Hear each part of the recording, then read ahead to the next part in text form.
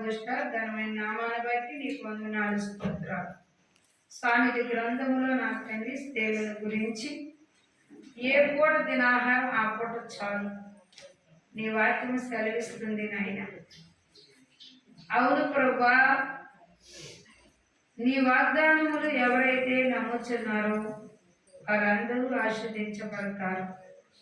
నీ నామముని వారి కార్యములు నెరవేర్చండి, వారి బలహీనలు బలపరచండి, వారి వ్యాధులు స్వస్థపరచండి, కీలు మేలు చేయండి ప్రభువా.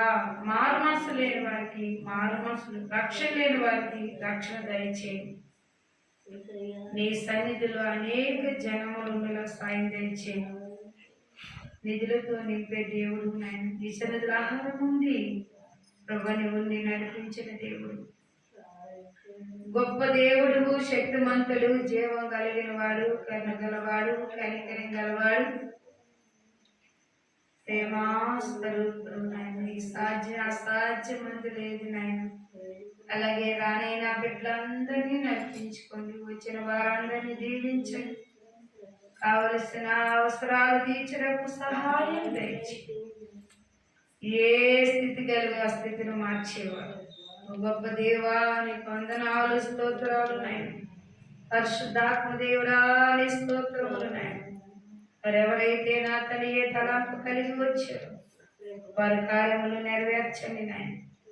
అలాగే నాయన నీ సన్ని చేస్తూ పాస్టర్లు ఏర్పరిచిన వారిని జ్ఞాపకం చేసుకోండి. వారి సంఘాన్ని ఇవ్వండి నాయన, మందిరాలతో మందిరాన్ని ఇవ్వండి.